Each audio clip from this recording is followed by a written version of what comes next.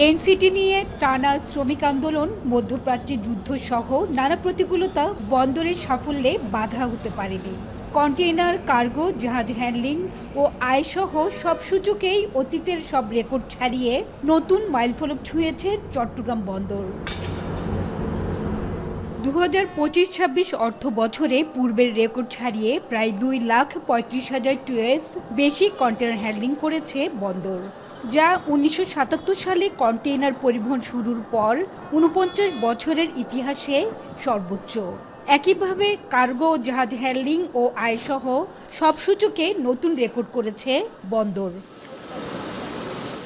কর্তৃপক্ষ বলছে, অটোমেশন ও দক্ষতা বৃদ্ধির পাশাপাশি বন্দর ব্যবহারকারী সব সংস্থার সমন্বিত প্রচেষ্টায় এই যুগান্তকারী অর্জন বলে জানান বন্দর চেয়ারম্যান।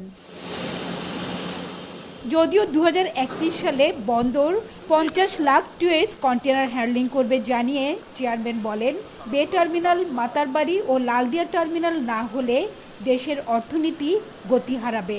জাহাজের সাইজ এখানে কোনোভাবে বাড়ানো এত সহজে সম্ভব না। 200 মিটারের উপরে যাওয়াটা ইটস ভেরি ডিফিকাল্ট। তো আগামী 5 বছর পরে কিন্তু আপনি 200-250 মিটারের জাহাজ এখন যেটা পাচ্ছেন এটা খুব একটা পাবেন না।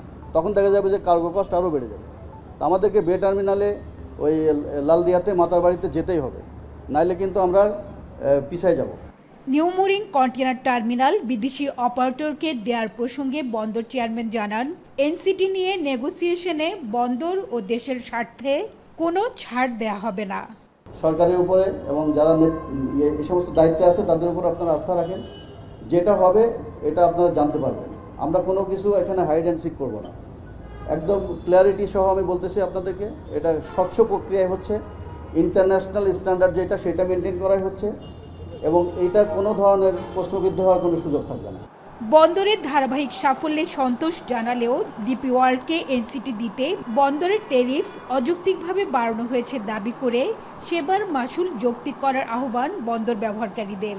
ট্যারিফ নিয়ে বন্দরকে বলেছি, চিঠি লিখেছি, অযৌক্তিকভাবে যেসব ট্যারিফগুলো বেড়েছে সেগুলোর দিকে আমাদেরকে লক্ষ্য করতে হবে এবং ওনারা মন্ত্রী মহোদয়ের সাথে বসে এটা ঠিক করবে। আমাদেরকেও ডাকা উচিত যে এই ট্যারিফটা অযৌক্তিক। এদিকে বিদায়ী অর্থ বছরে রাজস্ব লক্ষ্যমাত্রা পূরণে 20,824 কোটি টাকার ঘাটতি থাকলেও গত বছরের চেয়ে রাজস্ব আদায়ে 12.37% প্রবৃদ্ধি হয়েছে চট্টগ্রাম কাস্টমস হাউজের। হাজার শিউলি, এখন চট্টগ্রাম।